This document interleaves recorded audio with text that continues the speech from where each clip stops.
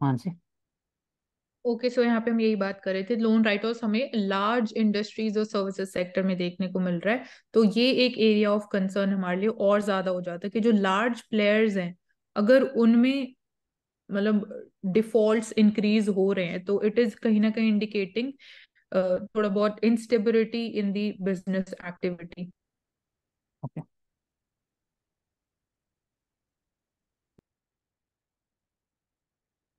तो पाकिस्तान में देखा जाए तो तीन पार्टी वहाँ पर। मैं ब्रीफ बताता हूँ। इमरान खान का पीटीआई हो गया, तारिक इंसाफ, पाकिस्तान तारिक इंसाफ, पीएलएमएन हो गया, और नवाज शरीफ का पार्टी हो। तीन अलग अलग पार्टी। बेनजीर भुट्टो का पार्टी हो गया, और फिर नवाज शरीफ का पार्टी। तो तीनों इलेक्शन के लिए लड़ते हैं। So,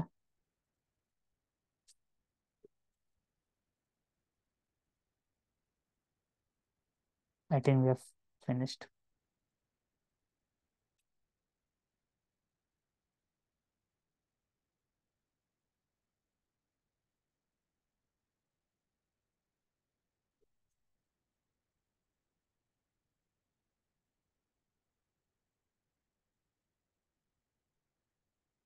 So coming to the Financial Express newspaper, after the election Sensex में देखा गया कि 1383 पॉइंट्स का बढ़ोतरी हुआ। And even the Nifty, this showcases that जो इन्वेस्टमेंट बिजनेस क्लास है वो भी कहीं ना कहीं सपोर्ट किए with respect to the stability in the environment friendly government को, इसलिए बड़ा। साइक्लोंग मिचोंग, मिचोंग को वर्किंग, मानसी, को वर्किंग क्या होता है? कोवर्किंग बेसिकली ऑफ लेट हमें कुछ ऐसी ऑफिस स्पेसेस देखने को मिल रही है। वहां पे बेसिकली लाइक आप मतलब not in the work promises, but separately suppose आप वहां पे जाके ना वर्क कर सकते हो, और भी बाकी वहां पे आपको ना फैसिलिटीज अवेलेबल होती है, so as to get more comfortable and मतलब this is what we are seeing कि को वर्किंग स्पेसेस और ज्यादा मतलब हाइब्रिड वर्क पुश और ज्यादा मिल रहा है। प्लस को वर्किंग में यहाँ पे हम गिग इकोनॉमी की भी बात कर सकते हैं, और जो मून लाइटिंग वाली एक कंसर्न अभी ऑफ लेट हाईलाइट हो रहा था by the private players. Moon lighting होता है कि बेसिकली आप एक कंपनी में काम कर रहे हो, तो आपको लगता है कि वो कंपनी से पूरा खर्चा नहीं हो पा रहा है, आपको ज़्यादा कमाना है, तो आप दूसरे कंपनी में काम करते हो साइड बाई साइड। तो मून लाइटिंग होता है। तो जो फेमस कंपनीज है, या इन्फोसिस के चेयरमैन थे, बाकी सभी बहुत कर रहे थे कि they were taking action against the workers who were committing the moon lighting. तो उससे कंपनी का कोवर्किंग सीक्रेट है वो भी बेच सकते हैं, कोवर्किंग पास कर सकते बेसिकली होशे की वो है कि डिफरेंट कंपनीज के एम्प्लॉयज एक जगह पर बैठ हैं। के एक काम करते हैं। डिफरेंट कंपनीज के जो हाँ। एम्प्लॉयज है वो डिफरेंट कंपनी में काम करते हैं, दो कंपनी में, वो मून लाइटिंग हुआ। नहीं नहीं, मैं कोवर्किंग बोल रहा हूँ। कोवर्क, हाँ, ट्रू, कोवर्किंग में ये होता है। उसमें आसान पड़ता है ना कंपनी को भी, उसका रेंट कॉस्ट बहुत ज्यादा होता है कंपनी का। लॉजिस्टिक कॉस्ट कम आ जाता है। Yes yes. एनसीएलटी, इसके बारे में प्रवेश बता थोड़ा डिटेल नेशनल में। कंपनी लॉ ट्रिब्यूनल है। तो जितने भी कंपनी लॉ से रिलेटेड या कंपनीज एक्ट के तहत जो कंपनी का रजिस्ट्रेशन है, उनकी जो ग्रीवियंसेस या फिर जो कंपनी रिलेटेड आईबीसी के मैटर्स होते हैं, वो एक ट्रिब्यूनल है हमारे यहाँ। तो बेसिकली ये उनको डील करता है। जैसे फास्टर एनजीटी है रिजोल्वेंसी के लिए इन्वायरमेंट के लिए, ये हो गया कंपनीज का कंपनीज के उसके लिए। लिए मिनिस्ट्री ऑफ कॉर्पोरेट अफेयर्स के अंडर ही आता है। और this is basically IBC under के लिए। आईबीसी 2016। Code, yes. बैंकरप्ट कोई हाँ। हो जा रहा है तो कैसे इसको रिजॉल्व करे, उसके रिजोल्यूशन के लिए है सो इंसॉल्वेंसी। सबसे बड़ा concern around relevance of IBC के अराउंड यही है कि जो नंबर ऑफ डेज लिए जा रहे हैं in resolving the cases, that is way beyond than जो स्टिपुलेटेड टाइम लिमिट है अंडर आईबीसी। So yes. उसके लिए यहाँ पे अगेन लिक्विडेशन के लिए मेजर्स ले जा रहे आई थिंक आईबीसी के अंडर 180 डेज का पूरा टाइम पीरियड होता है लिक्विडेशन का। लेकिन पार हो जा जिसमें रहा है, कि हाँ। 2 ईयर्स 3 ईयर्स हो जा रहा है उसका। अब इसमें एक और डेटा है मनरेगा से related, it is pending high in the south south India. तो मनरेगा को बढ़ाने के लिए कहाँ काम कर सकते हैं, तो मेजरली फोकस लाइफ मिशन, जैसे water infrastructure such as pond, creation of pond, irrigation facility, या फिर लाइफ मिशन के लिए आप काम कर सकते हो। सस्टेनेबिलिटी एग्रीकल्चर में आप काम कर सकते हो। हर एक जगह सस्टेनेबल और अ, एक हार्ड इंफ्रास्ट्रक्चर क्रिएट कर सकते हो मनरेगा के थ्रू। तो इसलिए इम्पोर्टेंट है मनरेगा। तो 100 कौशिक, अगर मैं डेज ऑफ आपसे गारंटी पूछूं वेज। कि मनरेगा जो लेबरर्स हैं जो मनरेगा के अंडर, अगर उनको बेसिकली आपको एम्प्लॉयमेंट भी देनी है और एनवायरमेंट रिलेटेड काम करवाना है, तो सबसे टॉप प्रायोरिटी पे आप क्या करवाएंगे एनवायरमेंट रिलेटेड की? मतलब अ, उससे मतलब लोगों को भी दिखेगा कि हाँ कुछ एनवायरमेंट रिलेटेड कुछ काम हुआ है, रिक्रिएशन ऐसा कुछ। मैं तो जहाँ जहाँ वाटर क्राइसिस वाला इलाका है वहाँ गड्ढे खोद दूंगा, पॉन्ड। क्योंकि वाटर हार्वेस्टिंग भी इम्पोर्टेंट है। आई थिंक मतलब ये हंसनी बात नहीं, मतलब असली में कि मनरेगा सबसे आसान तरीका है। ज़्यादा उसमें टेक्नोलॉजी इंटरवेंशन नहीं चाहिए, सबसे आसान है। और water conservation through small tanks, pond, ये कर सकते हैं। आप ठीक है, बताओ। तो मैं क्रिएशन ऑफ पार्क्स, जिसके अंदर मैं एफोरेस्टेशन, प्लांटेशन और वाटर हार्वेस्टिंग, उसके अंदर सारी चीजें अर्बन मैं फॉरेस्ट्री की करवाऊंगा। बात करो ना, अर्बन फॉरेस्ट्री कर सकते हैं। उसको मेंटेनेंस हाँ। का मनरेगा में डाल सकते हैं। ठीक। तो दो सबसे बड़ा लिखा हुआ है, सबसे ज्यादा क्या इशू है मनरेगा के अंदर में, तो हर एक वेजेस जो है वो डिफरेंस है हर एक स्टेट के अंदर में। और दूसरा है कि report of misuse of wages, malpractices, and one third जो मनरेगा wages it suffers from different kind of leakage. तो सोशल ऑडिटिंग का कॉन्सेप्ट आता है। सोशल ऑडिटिंग मतलब लोकल एनजीओ भी रहेंगे, सिविल सोसाइटी भी रहेंगे, ग्राम पंचायत लेवल पे ग्राम सभा, वो पार्ट रहते हैं विद रिस्पेक्ट टू सोशली, कि और जो मनरेगा फंड कहीं सही जगह पर इस्तेमाल हो रहा है कि नहीं, social creation of hard infrastructure and social infrastructure में। तो वही बात।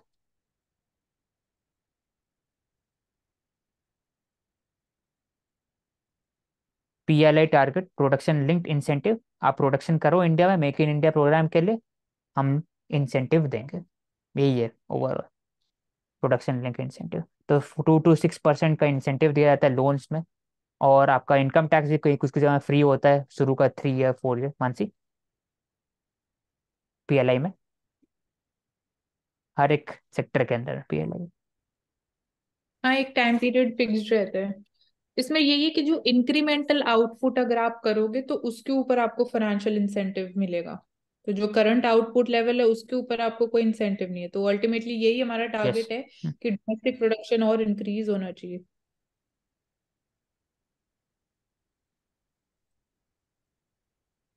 मॉनेटरी पॉलिसी अभी आया नहीं, जब ये आएगा नया वाला तो इसमें डिटेल में बात करेंगे। स्पॉटिफाई, स्पॉटिफाई म्यूजिक कंपनी, बस म्यूजिक रहता है, स्टूडेंट बेस्ड है, स्टूडेंट को।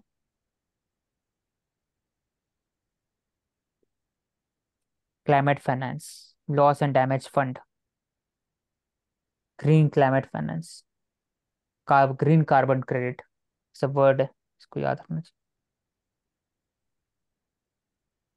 हाँ, ऐसे हम लोग बात करते हैं मानसी, आपके लिए क्वेश्चन है। ऐसे ग्रीन वॉशिंग करते हैं हम लोग बात, वाइट वॉशिंग करते ये हैं बात, तो वैसे ही स्पोर्ट्स वॉशिंग का बात करते हैं हम लोग, है ना। तो पिंक वॉशिंग क्या हाँ, होता है? Pink washing I think it is related to the poultry industry या लाइव स्टॉक से, मतलब मीट नहीं, इंडस्ट्री में, मतलब नहीं वॉशिंग मीट। हो गया ना, तो आप ऐसे ग्रीन वॉशिंग मतलब कि इन्वायरमेंट को यूज करते हो। इसमें आई वुड स्पोर्ट्स में से स्पोर्ट्स कि को जो यूज करते हो झूठ बताने, झूठ बोलने के लिए। व्हाइट वॉशिंग मतलब कि गलत काम करते हो, व्हाइट वॉश कर रहे हो एक तरह से। उसके पिंक में फिर बेसिकली वही हाँ, है ना, उसे जेंडर्ड राइट्स, हाँ एलजीबीटीक्यू हाँ, राइट्स। झूठ सही होता है, हाँ। तो अगर मान फॉर एग्जांपल कोई सऊदी अरेबिया होगा, वहां पर अपने ऐसा पॉलिसीज नहीं है, जेंडर राइट्स का कोई ढंग पॉलिसीज नहीं है, कुछ भी नहीं, तो वो कैसे पिंक वॉशिंग करोगे कि वो अपना जो भी जेंडर मूवमेंट है, यूके, यूएस, बाकी उसको फंड करते हैं, ताकि उन लोग सपोर्ट करे या चुप रहे या सपोर्ट करे। तो इसको पिंक वॉशिंग बोलते हैं, ताकि एक तरह का हो जाए टोकन, आपके पास फायदा पैसा दे दिए तो आपको कुछ कुछ टोकन एनजीओ हो गया है, उसके अंडर में कुछ को एलजीबीटी कोई पीपल हो जाएंगे, एक ट्रांस हो जाएगा, एक बाइसेक्सुअल हो जाएगा, ब्लैक कार्ड लेके खड़ा हो जाएगा कि पी सपोर्ट टाइप। तो पिंक वॉशिंग होता है वो। से वाइट वॉशिंग, ग्रीन वॉशिंग, तो ये। How to tackle food inflation. तो फूड इन्फ्लेशन का टैकल कर सकते हो, एक वर्ड लिखा है, प्रधानमंत्री गरीब कल्याण कल्याण अन्न योजना। एक है प्रधानमंत्री गरीब कल्याण योजना, कोविड के समय आया था। अन्न योजना बेसिकली प्रोवाइड फ्री फूड, और 5 साल के लिए बढ़ा दिया गया इसको। 12 लाख करोड़ अप्रोक्सीमेटली एक्सपेंडिचर है इसमें, लॉन्ग टर्म में। इसमें और भी पॉलिसीज है, जैसे बैनिंग ऑफ वीट एक्सपोर्ट और राइस एक्सपोर्ट, जो राइस ब्रोकन राइस तो एक्सपोर्ट को बैन करना, ड्यूटी फ्री इंपोर्ट को रोकना, और फिर limit on sugar import, doubling of fertiliser subsidy, यहाँ पर स्टेप्स लिया जा सकता है फूड इन्फ्लेशन को रोकने के लिए। तो WPI और CPI है। तो इंडिया में RBI कौन से यूज करते हैं फूड इन्फ्लेशन के लिए, मानसी? फूड इन्फ्लेशन के लिए we are using CPI. CPI, yes. WPI पहले था, लेकिन अब पहले, हाँ, पहले सीपीआई अब था। फिर CPI। राइट। तो CPI में, CPI और WPI में फर्क ये है कि CPI कंज्यूमर बेस्ड है, WPI होलसेलर बेस्ड है। तो दूसरे टाइप से, तरफ से CPI में आपका फ्यूल भी आता है और फूड भी आता है, इसलिए ज़्यादा इन्फ्लेशन दिखाता है उसमें as come to WPI। CPI में सर्विस तो सेक्टर भी है, WPI में नहीं है। तो हाँ, सीपीआई बेसिकली हेडलाइन इन्फ्लेशन भी होती है। Headline inflation, yes.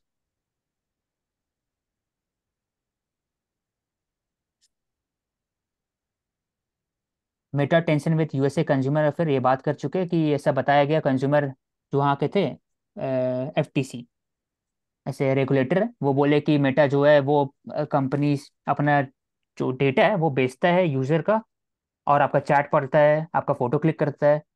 तो मेटा ने बोला ये झूठ है, ऐसे लॉ सूट फाइल किया। ओवरऑल यही इशू कि they have alleged that Meta have monetise user data, उसको बेचते हैं एडवर्टाइजिंग कंपनी को।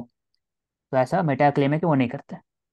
ये मैक्सिम इसमें क्यों कंट्रोवर्सी हुआ है, तो ये तो हो गया सिंपल सा, आप बेच रहे हो। दूसरा कंट्रोवर्सी है कि चाइल्ड डेटा भी बेचते हो।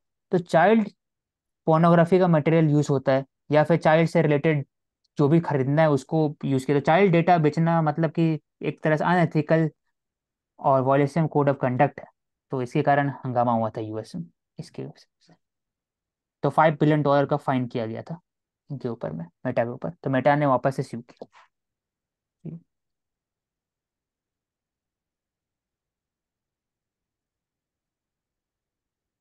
आई थिंक वी हैव फिनिश्ड।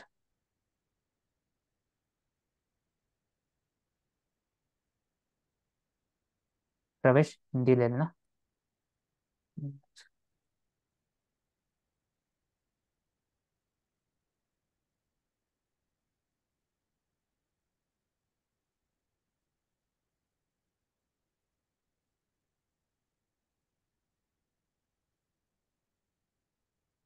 ये लो प्रवेश।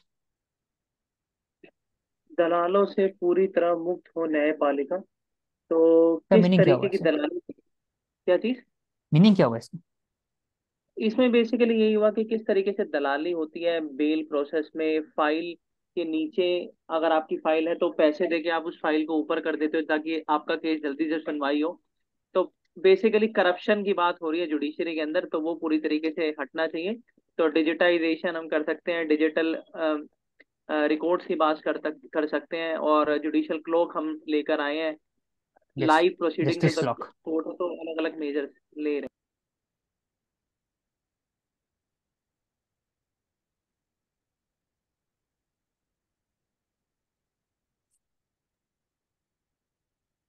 ये हैं।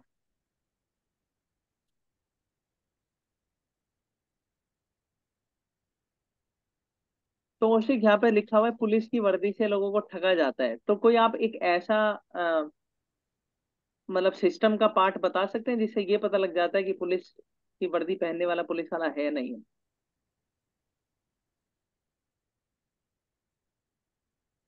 तो कोई भी बता सकता है इसका, अगर किसी को पता हो तो। आप बताओ। तो बेसिकली अगर आप किसी पुलिस वाले से मिलते हैं तो उसके असली या नकली होने का पता उसकी बेल्ट को देखकर लगता है, जहां पर उसका नंबर लिखा होता है। तो अगर किसी बेल्ट पे नंबर नहीं होता है तो वो पुलिस वाला नहीं होता है। तो बेल्ट के अंदर लिखा रहता है, बेल्ट के बाहर लिखा रहता है? बेल्ट के बाहर ही जो आपका लोगो होता है, आपका जो हम्म। इंसाइनिया होता है आपके स्टेट पुलिस का, उसके नीचे आपका नंबर होता है। तो तो उसको अगर तो वो नहीं नंबर कोई होता, भी लिखवा भी सकता है ना, कोई भी तो। नहीं ऐसे नहीं होता है। मतलब वो नंबर इम्प्रिंटेड होता है उसके अंदर, वो नहीं लिखवा सकते हैं। मतलब कोड भी होता है उसका एक। तो आपका डिजिटल नंबर ओ, भी, अच्छा। मतलब डिजिटल भी कर सकते हो आप उसको। नया चीज बताया प्रवेश, ये ले ली। तो प्रौद्योगिकी पर लगाम नहीं लगा सकते, इस पर विचार विमर्श की जरूरत है। तो बेसिकली बात ये हो रही है कि जो डीप एआई का बात फेक हो रहा है, और कृत्रिम एआई। बुद्धिमत्ता। हाँ, कृत्रिम बुद्धिमत्ता, एआई का बात हो रही है। इतनी आर्टिफिशियल एग्जैक्ट तो इंटेलिजेंस। हिंदी शायद ना आर्टिफिशियल बता इंटेलिजेंस पाए। है हाँ, एआई। तो एआई और डीप फेक की बात हो रही है, तो ये बोला जा रहा है कि बेसिकली इन पर हम लगाम नहीं लगा सकते, यस। तो हमें इनको रेगुलेट करने की जरूरत है। तो वही बात हो रही है कि किस तरीके से हम साइबर इंफॉर्मेशन और डिजिटल जो है नॉलेज बढ़ा सकते हैं लोगों के अंदर, ताकि वो उनको पता लग सके सोशल कि मीडिया क्या कंपनीज उनके। को रेगुलेट कर सकते हैं, तो डेटा प्रोटेक्शन एक्ट हो गया, और ऐप अथॉरिटी हो गया। जनरेटर जो, हाँ, ऐप डेवलपर जो है बेसिकली उनको अभी हम कंडीशंस दे सकते हैं कि आप इस तरीके की चीजें ना करें जो एंटी इंडिया हो या फिर एंटी नेशन हो। ये लोग। दुर्लभ रोगों से मुक्ति की चुनौती। तो बेसिकली दुर्लभ रोग यानी क्रॉनिक डिसीजेस की बात हो रही है। तो यहाँ पर हम देख सकते हैं कार्डियक, डायबिटीज, उसके बाद दुर्लभ मस्कुलर दुर्लभ। डिस्ट्रोफी, दुर्लभ मतलब कि जो बहुत कम रेयर पाए डिसीज, जाते हैं, मतलब रेयर बहुत डिसीज। Rare relatives. हाँ। तो इसमें हंटिंगन हंटिंगटन रोग, क्या है, मस्कुलर डिस्ट्रॉफी हो गया। हंटिंगटन रोग और हंटिंगटन, हाँ। Muscular dystrophy. डिस्ट्रॉफी हो गया, हाँ। ये सब रोग है, इसको आप कैसे दूर कर सकते हैं, क्या प्रॉब्लम है? तो पहली बात है, ट्रीटमेंट जो है बहुत कॉस्टली है। सुपर स्पेशलिस्ट लोग चाहिए, स्पेशल हॉस्पिटल चाहिए, जो सरकारी हॉस्पिटल में उपलब्ध नहीं है। और ऐसा कुछ पॉलिसी नहीं है, दुर्लभ रोग नीति भी नहीं है इंडिया के पास, इसी कारण दिक्कत होता है। तो क्या पीएमजे के अंदर रेयर डिसीजेज आते हैं उसे? नहीं आते होंगे पक्का। आते हैं, आते हैं। ओ। तो बाकी अभी है thalassaemia, haemophilia, sickle cell anaemia, ये सब भी दुर्लभ रोग में आते हैं। जेनेटिक डिजीज है ये सब। मैक्सिमम दुर्लभ जो रोग होते हैं वो जेनेटिक डिसीज होते हैं, मैक्सिमम। तो और अगर रेयर इसको डिजीज का क्राइटेरिया भी है? क्या हुआ? रेयर डिजीज का कोई क्राइटेरिया भी है पीएम जेवाई में? नहीं, ऐसा बताओ कोई प्रवेश। क्राइटेरिया नहीं है करुणा। ऐसा कोई क्राइटेरिया नहीं है। मतलब बेसिकली ये है कि जो normal communicable non communicable disease है उनके साथ रेयर डिसीज का भी जो है ट्रीटमेंट होता है। तो इसने बताया कि 2021 से राष्ट्रीय दुर्लभ रोग नीति ऐसा की शुरुआत की, जिसका मूल उद्देश्य दवाओं के लिए स्वदेशी अनुसंधान और स्थानीय उत्पादन पर ध्यान ध्यान बढ़ाए। तो सेल्फ सफिशिएंसी चाहिए इसमें, और लागत कम लगे, और दुर्लभ रोगों की पहचान और पता लगाना। हाँ। तो पहचान करना ही बहुत इंपॉर्टेंट है, बहुत लोगों को पता चलता नहीं है कि दुर्लभ रोग कैसे हो रहा है। तो उसके लिए ट्रीटमेंट, और अधिकतर जो 20 लाख रुपया से ज़्यादा खर्चा होता है, तो बहुत मुश्किल है इसको कम कर। तो चुनौती यही सब है। बेसिकली इसको इसको हम ट्रीट करने के लिए क्या कुछ कर सकते हैं, तो अर्ली डिटेक्शन के लिए हम अपना यस। डायग्नोसिस कराते रहें। दूसरा ये है कि जो हमारे सुपर स्पेशलिटी गवर्नमेंट हॉस्पिटल्स भी आज के टाइम पे बन रहे हैं, वहां पर भी रेयर डिसीज डिपार्टमेंट्स अलग से बनाए जाएं, ओपीडीज हो, इमरजेंसी हो, वार्ड्स हो। उसके बाद जो मेडिसिन की बात है, तो जो कॉस्टली मेडिसिन है बेसिकली उसको जो है जैसे कि जन औषधि योजना के अंडर तो नहीं ला सकते हैं, लेकिन अ, उसका भी बेसिकली जेनेटिक मेडिसिन जो हमें मिलती है उसका भी इसी तरीके से जो फार्मास्यूटिकल कंपनीज है उनको R&D करनी चाहिए उस चीज में। ये अभी ये तक ले बोल लो। सकते हैं। आत्मविश्वास बनाम अंधविश्वास। तो basically this is showing the difference between self confidence and कोशिश कीजिए कोशिश कीजिए बेसिकली शब्द का प्रयोग 1 मिनट में 25 बार ना किया जाए। बेसिकली। जी सर।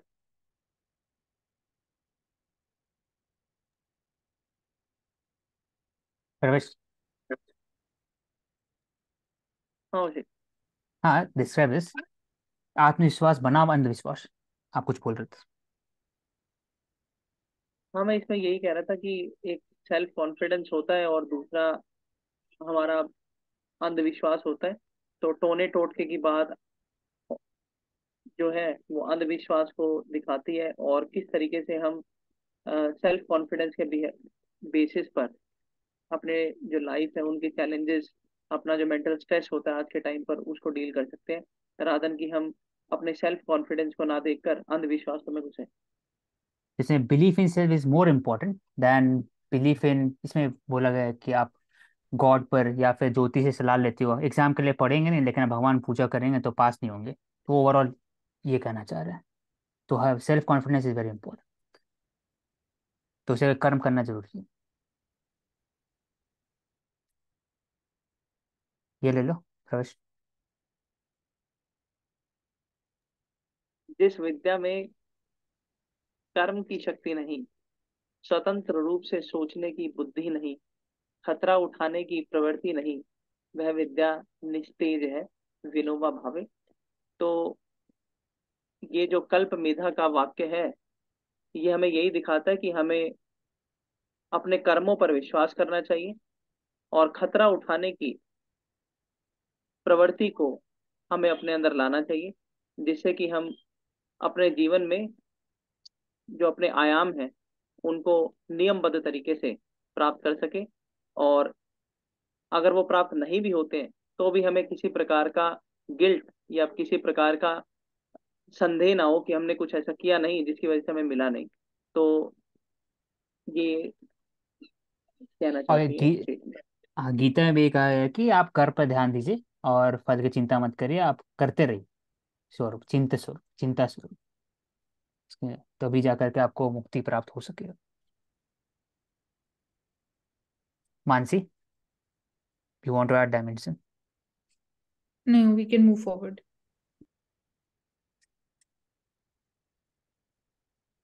हर साल 22 लाख जिंदगियों छीन रहा प्रदूषण। तो प्रदूषण को कैसे कंट्रोल कर सकते हैं आंचल? एयर पोल्यूशन की यहाँ बात कर रहे हैं।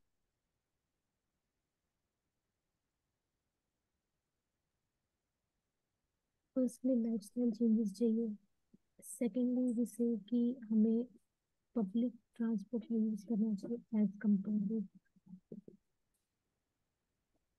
Self vehicles. बाकी इलेक्ट्रिक व्हीकल के का मोर प्रमोशन करके ग्रीन हाउस गैस एमिशंस को कम करते हैं।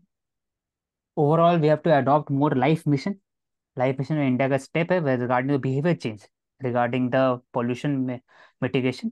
Second is adoption of electric vehicle, climate friendly practices, तब आप कम कर सकते हो। उसके बाद फिर स्टबल बर्निंग के खिलाफ अब काम कर सकते हो। फॉर एग्जाम्पल बेल प्रोविजन हो गया, happy seeder, alternative farming etcetera. तो ओवरऑल प्रदूषण कम करने के लिए बिहेवियर चेंज प्लस जो सरकार की नीतियां हैं उस पर आप काम करना जरूरी है। दूसरा, इंडोर एयर पोल्यूशन के लिए yes. Sustainable source of fuel का यूज करें। और कंस्ट्रक्शन जो होती है, जो कमर्शियल और पब्लिक कंस्ट्रक्शन होती है, उन पे गृह कोड के अंदर ग्रीन कुशिंग का यूज करें, ताकि जो है वो सोसाइटी के अंदर ना फैले। जो आपका अर्बन वेस्ट जो आप जनरेट करते हैं उसका properly segregate at the source हो, ताकि वो जब कचरे के पहाड़ बने तो बेसिकली वो मीथेन और कार्बन नाइट्रोक्साइड जैसे गैसों का emission ना उनसे हो, और लोगों को एक दबन के अंदर ना रहना पड़े। तो बेसिकली ये कुछ स्टेप्स हम लेने चाहिए और ले भी रहे हैं। 2+2 बैठक इंडिया का पहली बार हुआ था 2018 में यूएस के साथ, जिसमें यूएस सेक्रेटरी ऑफ स्टेट भी रहते हैं और डिफेंस सेक्रेटरी भी रहते हैं, इंडिया का defence minister and foreign minister. 2+2 India के साथ हो चुका है, ऑस्ट्रेलिया के साथ, जापान के साथ एंड यूएस के साथ। तो ये प्रवेश आप ले लो। भारत संयुक्त समुद्री बल की पूर्ण सदस्यता देगा। औशक, इससे पहले आर्टिकल ले सकते हैं, गाजा वाला जो बफर जोन बनाने की बात की जा रही है। तो आप बफर जोन सब लोगों को लाइक इतना ह्यूमन राइट्स वायलेशन करने के बाद आप बफर जोन बनाने की बात करोगे, और बफर जोन भी as a like against what threat, उसके बाद थ्रेट क्या, बफर जोन के आगे कुछ नहीं, मतलब इजिप्ट की साइड से इसराइल को क्या थ्रेट है, एंड देन वहां पे मेडिटेरेनियन सी आ जाता है। तो लाइक वी हैव कि जो गोलन हाइट्स है उसको भी बोला जाता है कि एक बफर जोन की तरह क्रिएट किया गया था बाय द इसराइल। तो यहाँ पे सब्सक्राइबिंग टू दिस व्यू कि गाजा को भी बफर जोन बनाया जाएगा जंग के बाद। तो वो जंग के बाद उसका क्या रेलेवेंस होगा उसका, like this comes under question. ये रिलेवेंस है कि बफर जोन में जो ह्यूमैनिटेरियन प्रिंसिपल है जो रहता है long long term for the refugee convention के अंदर में, उसको एक तरह से आप दे सकते हो ह्यूमैनिटेरियन प्रिंसिपल के अकॉर्डिंगली। सेकेंड इज जो एलिमिनेशन ऑफ टेररिस्ट, आप वापस से टेररिस्ट अटैक नहीं कर सके, इसलिए बफर जोन बनाया सर। तो ये दोनों के लिए, पैलेस्टीन के लिए भी सही रहेगा, और नेतन्याहू जो इजराइल का प्राइम मिनिस्टर उनके लिए भी सही। ये ले लो प्रवेश, संयुक्त समुद्री बल।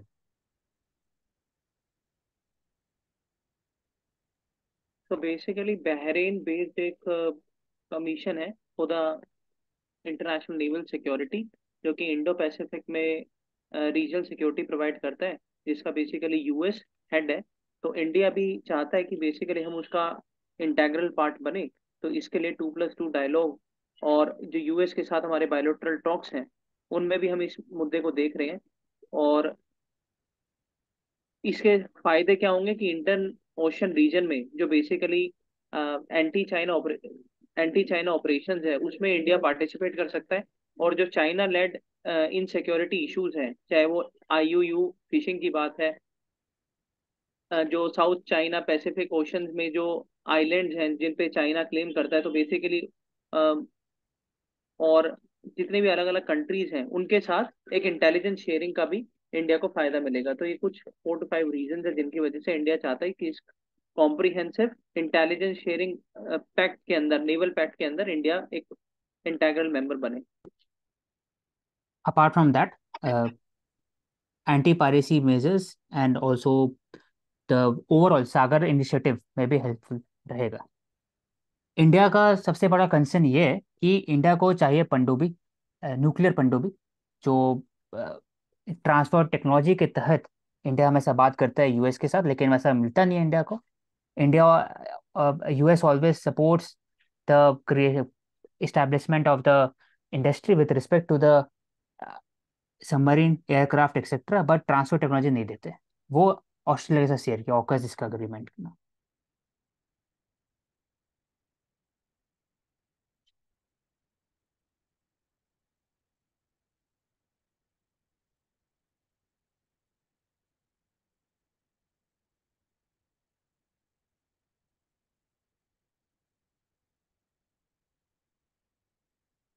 चेन्नई में सोमवार में चक्रवात के बाद भारी बारिश बारिश से हवाई अड्डे का रनवे में जलमग्न हो गया।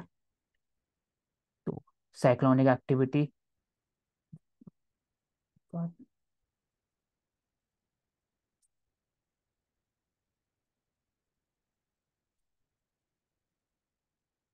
आई think I finished. Mansi, you can conclude, then Anchal, then. Okay, so apart from the topics जो हमने discuss किए, I would like to bring attention to certain new and interesting areas. Like in the courts की अगर हम बात करें, judiciary में क्या चल रहा है, क्या important areas, तो firstly high court of Delhi ने ये बोला है कि they are unwilling to step in to curb the deep fakes. So ये एक एग्जाम्पल है जुडिशियल एक्टिविज्म का, जहाँ पे कोर्ट ये बोल रहा है कि इट इज बेस्ट सूटेड कि पार्लियामेंट इस चीज को बैलेंस करे, क्योंकि ये कॉम्प्लेक्स इशू है, क्योंकि यहाँ पे टेक्नोलॉजी जो अवेलेबल है वो बॉर्डरलेस है। आप इंटरनेट को कैसे कंट्रोल करोगे, आप उसको ज्यादा पुलिस भी नहीं कर सकते हो। तो आपको ये भी मेंटेन करना है कि जो फ्रीडम ऑफ द नेट है वो भी डिसबैलेंस ना हो। सो इसलिए यहाँ पे बहुत सारे मल्टीपल फैक्टर्स हैं। तो that is why court is saying कि parliament should firstly look into this thing, and then again अगर कुछ लाइक इंटरप्रिटेशन जो कॉन्स्टिट्यूशन की बात है तो judiciary would step in. And apart from this एक और इशू है कि एथनिक वायलेंस इन मणिपुर के रिगार्डिंग ट्विटर पे कुछ ट्वीट्स किए गए थे बाय अ जर्नलिस्ट, तो उनके अगेंस्ट एक क्रिमिनल केस रजिस्टर किया गया, that was stayed by the supreme court. So बोला ये गया है कि जो ट्वीट्स किए गए हैं उसके पीछे की हमें इंस्टिगेशन की जो इंटेंसिटी है उसको समझने की जरूरत है। सो यहाँ पे कुछ like the case was about abetment to suicide. So ultimately decision यही रहा कि जो सुसाइड हुआ वो भी 2 हफ्ते के बाद हुआ after the tweet. So the supreme Court basically stayed this thing. And apart from this अगर मैं बात करूं कि स्टेट असेंबली इलेक्शंस की इंपॉर्टेंस क्या है, अपार्ट फ्रॉम जो पॉलिटिकल सिग्निफिकेंस है, यहाँ पे एक पॉलिटिकल इकोनॉमिक लिंकेज भी एग्जिस्ट करता है कि जो हाई नेटवर्थ इंडिविजुअल्स थे, जो फॉरेन पोर्टफोलियो इन्वेस्टर्स थे, उन्होंने अपना पैसा होल्ड पे किया हुआ था because they were waiting for the election result. So strong election result आने के बाद जो एक उनको एक कॉन्फिडेंस मिला, सो उसकी वजह से भी हमें इंडियन कैपिटल मार्केट में बूम देखने को मिल रहा है। तो पॉलिटिकल स्टेबिलिटी के साथ इकोनॉमिक स्टेबिलिटी भी बहुत स्ट्रांगली लिंक्ड है। एंड अपार्ट फ्रॉम दिस हम क्लाइमेट फाइनेंस की बात करते आ रहे हैं डेली बेसिस पे. सो वहां पे एक इम्पॉर्टेंट एरिया जो है securitisation for the climate finance. उसमें भी there is one particular model which is originate to distribute model, जिसमें अगेन कैसे जो प्राइवेट डीप पॉकेट इन्वेस्टर्स हैं वो कैसे एक इम्पॉर्टेंट रोल प्ले कर सकते हैं providing large amount of climate finance. तो यहाँ पे लार्ज पेंशन फंड्स भी अगर वो इन्वेस्ट करेंगे under this originate to distribute model, so that can be again a sustainable, we can say, alternative or option for the climate finance. Apart from this, we talked about agricultural food system transformation. So उसमें तीन important areas हैं: seed sovereignty, there is need for deregulation of the fertilizer prices, thirdly following the agroecology principles. Then we talked about pink washing. क्या होता है? तो pink washing में it is concerned about the LGBTQ rights. And एक और economic area में I would say कि credit rating agencies ने बोला है कि 2024 में रिसेशन हो सकता है. तीन रीजन है उसके पीछे: elevated interest rates, high energy prices, economic slow down in the two largest economies US and China.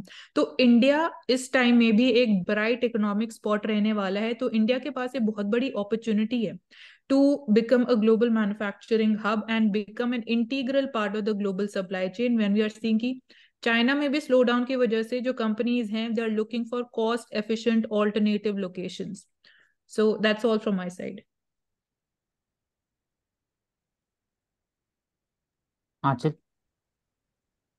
Yes, from my side, we have discussed about AIIMS launch, मतलब फॉर ट्रांसजेंडर हेल्थ केयर के लिए उन्होंने काम किया. तो इसमें यही है कि मेडिकल करिकुलम में चेंजेस लाए जा रहे हैं for gender diverse people, for the society perspective, and a keyword is here is gender affirmative services दी जा रही है. Then we have discussed about agroecology, तो उसमें हम बोलेंगे पॉपुलेशन डायनामिक्स के बारे में कि हमें न्यूट्रिशनल फूड सिक्योरिटी के लिए जो पॉपुलेशन डायनामिक्स में इम्पैक्ट करती है, तो उसके बाद हमने डिस्कस किया. Next is for employment decrease, we have discuss about engineering occupation. Then social infrastructure की हमने बात की एंड वोनेस केसेस. फिर हमने सोशल रिफॉर्म्स की बात की जिसमें हमें ऑब्जेक्टिव और कंप्रेहेंसिव एक्शन लेना चाहिए, चैलेंजेस को एक्सेप्ट करना चाहिए, क्रिटिकल और रेशनल थिंकिंग को लाना चाहिए with the help of political participation. That's all from my side. Karuna. So in terms of geography, we talked about the issues between Venezuela and Guyana. So Venezuela is bordering the Caribbean Sea in the North Atlantic Ocean, and it shares borders with Colombia, Brazil, Guyana, and it is also an OPEC member. In terms of India's total oil imports, Venezuela accounts for 12% of the oil imports. Then we also talked about how the cyclones are named. There was a grouping that was formed in 2000, that was World Meteorological Organization slash United Nations Economic and Social Commission for Asia and the Pacific, जिसमें India, Bangladesh, Maldives, Myanmar, Oman, ये सारी countries हैं. इस reason में जब भी cyclone आता है तो मिलके the name of the cyclone is decided. Then we talked about the conditions that are responsible for the formation of tropical cyclones. Warm ocean water होता है, high humidity होता है, low pressure system is created, sea surface temperature goes beyond 26 degrees Celsius, and we also talked about the eye of the cyclone. Then we talked about V20, that are vulnerable 20 countries, vulnerable countries to the climate change. Regarding COP28, India will be phasing down the unabated coal. That is all for geography. I will highlight two interesting facts for today. First is majority of the Mandriga that is being allotted is in the southern states. And second fact is approximately according to the NCRB report, 1,68,000 cases of suicide is there, in which one third belong to daily wage earner and small agriculture farmers. Rest are divided between the students, homemaker, etc. So, thank you everyone. We will take up next newspaper tomorrow. Do tune to Answer Kari.